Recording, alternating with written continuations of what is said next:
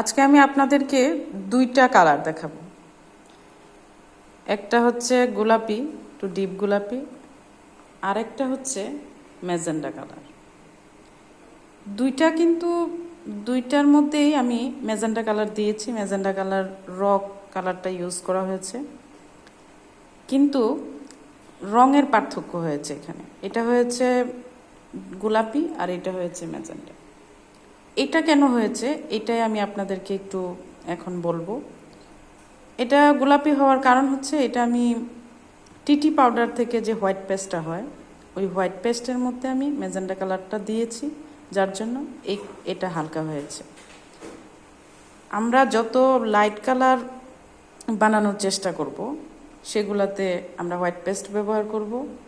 আর যদি deep colour আনতে চাই, কিংবা এই ধরনের কালারগুলো একদম সঠিক কালার আসুক চাই, তাহলে নিউটেক্স ব্যবহার করতে হবে।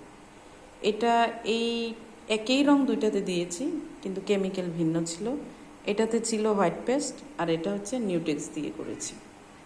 আশা করি বুঝতে পেরেছেন পার্থক্যটা। আমরা যখন ডিপ কালার প্রসেস করতে যাব, তখন আমাদের অবশ্যই নিউটেক্স ব্যবহার করতে হবে, না হলে কিন্তু ডিপ কালারটা হবে না। যখন লাইট কালারে করতে যাব, তখন আমরা হোয়াইট পেস্টটা ব্যবহার করব। ভালো থাকবেন সবাই।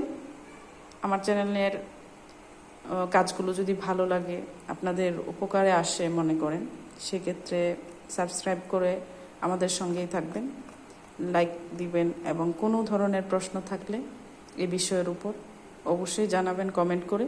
আমি আপনাদেরকে উত্তর দেওয়ার চেষ্টা করব।